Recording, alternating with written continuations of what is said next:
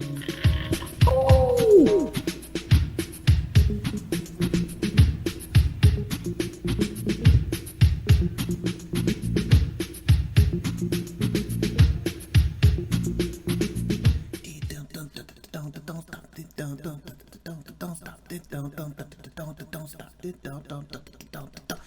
Think I'm gonna rock. Hello and welcome. I'm Richard Cole, and this is a special Amari Communications reaction video to the upcoming reissues of the Jackson's Epic Records albums.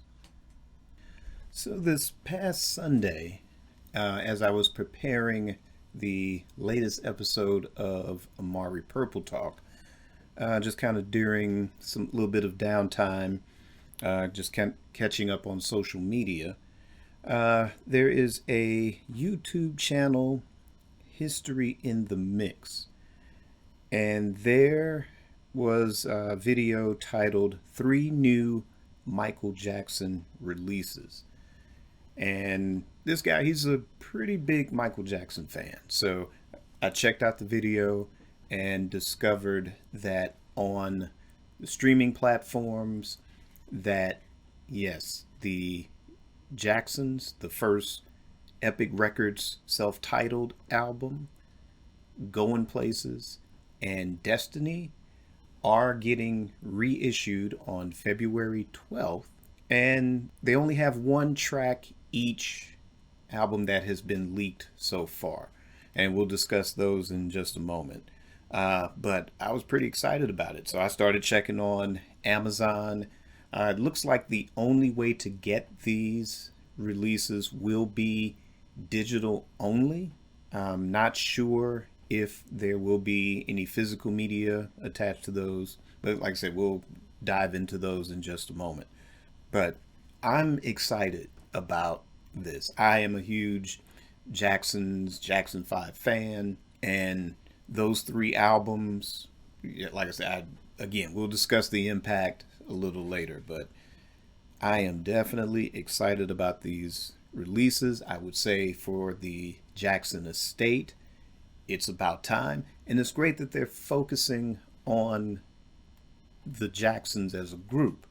And if you follow the Jacksons on Twitter, they have officially announced these releases as well. So what I'm going to do is basically I'm going to read a couple of excerpts from Rolling Stone magazine as well as Variety as to what these releases will include, and then just kind of give my overall reaction and commentary to what we're going to receive. So here we go. So I'm going to start off with the piece that was on Rolling Stone's website.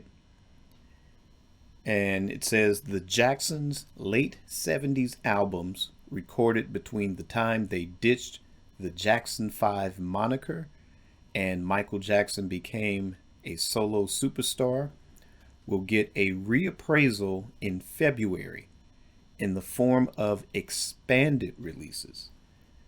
The groups The Jacksons, which was released in 1976, Goin Places, which was released in 1977, and Destiny, which was released in 1978, will arrive digitally on February 12th with the addition of bonus tracks. A double LP edition of the Jacksons Live, which was released in 1981 and recorded on the Jacksons Triumph Tour, will come out on March 25th. And as far as the bonus material, so I'm going to cover what's on each album as far as the bonus tracks, because you will get maybe possibly a remastering of the original albums, although that has not been officially stated, with the exception of the Jacksons Live, and we'll get to the Jacksons Live in just a moment. But as far as the bonus tracks, starting with the Jacksons, first LP for Epic, the bonus tracks will include Enjoy Yourself, which will be the 7-inch extended version, Enjoy Yourself the 12-inch version, Show You the Way to Go, which is the 7-inch version, and Living Together, which will be a Dimitri from Paris disco re-edit. Now with the Goin Places bonus tracks, that will include Goin Places, the 7-inch version, Find Me a Girl, the 7-inch version, Even Though You're Gone, the 7-inch version. Then for the Destiny bonus tracks, you will have Shake Your Body Down to the Ground, the 7-inch version, Destiny, the 7-inch version, Blame It on the Boogie, 12-inch version, which will be the John Luongo disco mix, the Shake Your Body Down to the Ground 12-inch version, which will also be a John Luongo disco mix. That's What You Get for Being Polite, a 12-inch version. And That's What You Get for Being Polite, which is a DJ Reverend P edit. So those are all the bonus tracks that will be included on each of those albums. And now I'm going to read just a little excerpt of the Variety piece, because it basically said the same thing as the Rolling Stone, but this was something that stood out to me. The 4 releases are described as the first wave in the Jacksons' definitive album project. The 3 digital studio releases are coming February 12th, followed by the Jacksons Live vinyl on March 26th. Okay, so as far as the first 3 albums, doesn't appear to be available on any physical media.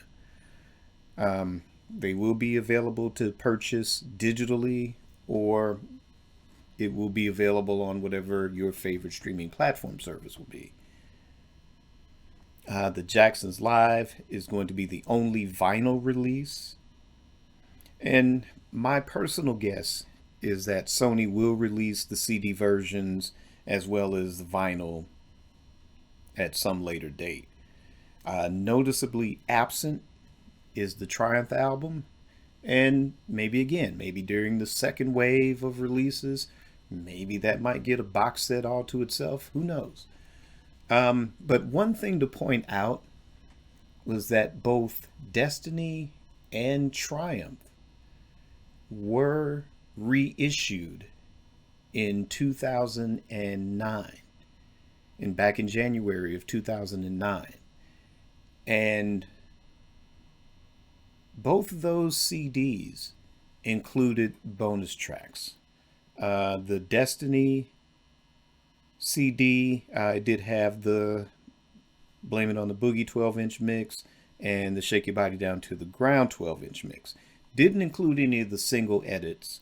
It did not include the That's What You Get for Being Polite, other than the original album version.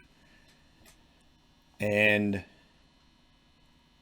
Triumph had the Walk This Way extended version included with that. So probably at some point down the line, if there is an expanded edition of Triumph, then it would probably include the single edits and maybe 1 or 2 surprises with a 12-inch remix of something for sure.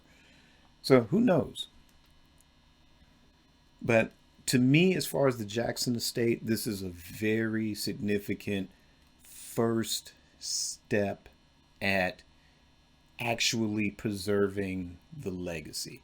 I mean, we've had anniversary reissues of Thriller, even within Michael's lifetime, actually. We've had maybe 5 or 6 years ago, we had a reissue of Off the Wall, which both CD and vinyl also included a DVD or Blu-ray, depending on which version you bought, which was a Spike Lee directed documentary on the making of that album. Same thing with Bad. Spike Lee directed documentary. So again, pretty much between those releases and the Escape album, there really hasn't been anything in the way of other super deluxe editions, box sets, expanded editions. And again, if you go to their website, or Michael Jackson's website, the estate's website, it doesn't, it kind of gives this sort of standoffish appearance that, oh, yes, we're going to do things differently. And granted, they've taken a lot of heat, especially when you compare it to the amount of Prince reissues and super deluxe editions. And, you know, the Michael Jackson estate, it does pale in comparison. But if they're going to be committed to doing something different, to me, this is a very good step. I mean, even since Michael's passing, I mean, Motown has really cleaned up in the whole sort of reissue and sort of legacy market, with both the Jacksons and Michael Jackson's solo work. But in 2009, I believe they reissued a lot of the classic Jackson 5 albums, ABC, the third album, Looking Through the Windows, Get It Together. Those were reissued and maybe slightly remastered. They've released live albums, the Live at the Forum. If you don't have that, by all means, track that 2 CD set down, because that is Jackson 5, both kind of like in their early 70s prime, and the second disc, which was recorded in 1972.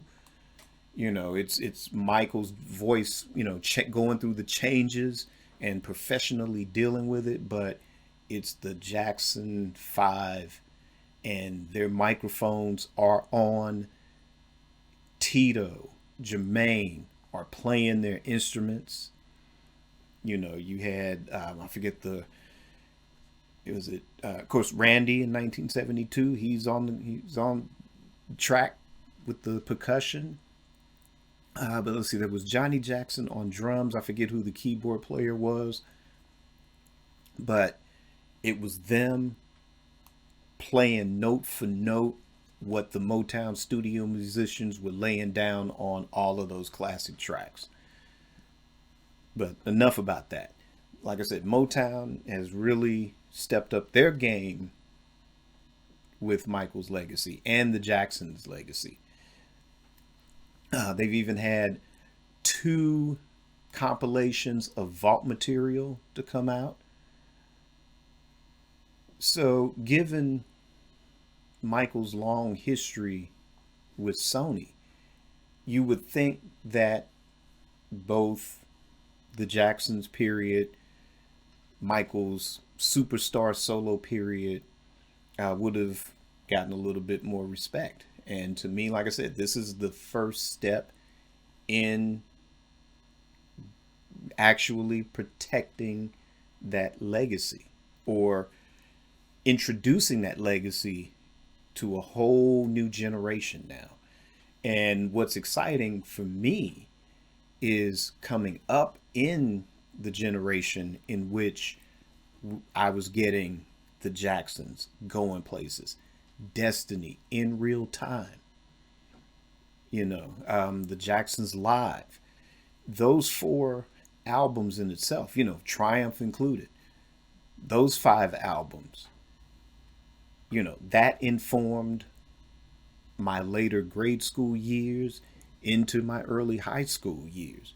So, that was part of the soundtrack of my life then. And so it's great to kind of have those. I still have the vinyl, or the original vinyl, to all of those albums. And I also have the 2009 CD reissues of Destiny and Triumph as well. But I am very interested to fully hear the digital releases from the Jacksons, Goin Places, and Destiny. Um, Goin Places for sure, because when it gets to the song Different Kind of Lady, now I have the original LP, and that mix did not have the horns. When you buy the CD, if the one, it's out of print now, but if any of you have that CD, there's a version with horns on it. And like I said, a lot of us that grew up with the album are used to it without the horns. I mean, not that the horns are bad. I prefer the original version. So I'm curious as to what version of that song will appear on the digital reissue, as well as if there was any remastering done to it. The only thing that has been officially announced as being fully remastered is the Jacksons Live, which will be on vinyl only. Now, I have the original album of that, but I'm interested in having the remastered version. Um, I think there was a reissue of that album. Not sure if that was done in 2009, but the CD version that does exist now doesn't sound too bad. Um, the version, and since I've heard this news, I kind of went back and I didn't want to burn out on the first three albums too much. So, but I did want to listen to the Jacksons live. So I haven't played that in a long, long time. So I kind of pulled it up on Apple Music. And there's a lot of subtleties. You know, if you're listening to it through your earbuds, there's a lot of subtleties that, I didn't catch on the original vinyl or even on the existing CD of it. To me, the way it's mixed for Apple Music, and it may be true for the other streaming platforms as well, but there's a fullness to it that puts you more into the concert than even the other existing physical media to me. And I've lived with those, both the CD and the vinyl to that for years. And it's a great listening experience regardless of the medium.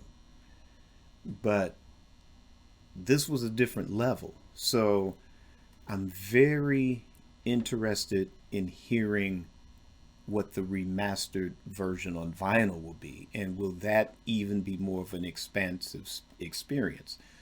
Um, of course, once all of these are released, I will do individual reaction videos to those, and maybe more so in the case of the Jacksons Live, maybe a kind of comparison, the remastered vinyl versus the original vinyl versus the original CD. I also feel that it's fitting that the first two Epic albums, which were produced by Kenny Gamble and Leon Huff, whose Philadelphia International record label is celebrating its 50th anniversary this year. So I feel that the reissue of the Jacksons and Goin Places, I think it's fitting. It's very significant to, or in relationship to, Philadelphia International's 50th anniversary. Um, they, as producers, as songwriters, have created a wealth of beautiful music, whether it's, funk or disco or ballads. or even, social statements, social commentary, as far as the overall black experience. To me, that is one of the most important record companies of our time. Granted, you might have had Motown and Stax in the 60s, but the 70s to me was strictly Philadelphia International. And when the Jacksons signed to Epic in 1976, that was practically almost a no brainer to have Gamble and Huff produce the Jacksons. Now, both albums, again, I've always enjoyed listening to. The Jacksons was probably a bigger album than Goin Places, but to me, the songs were still of a strong quality.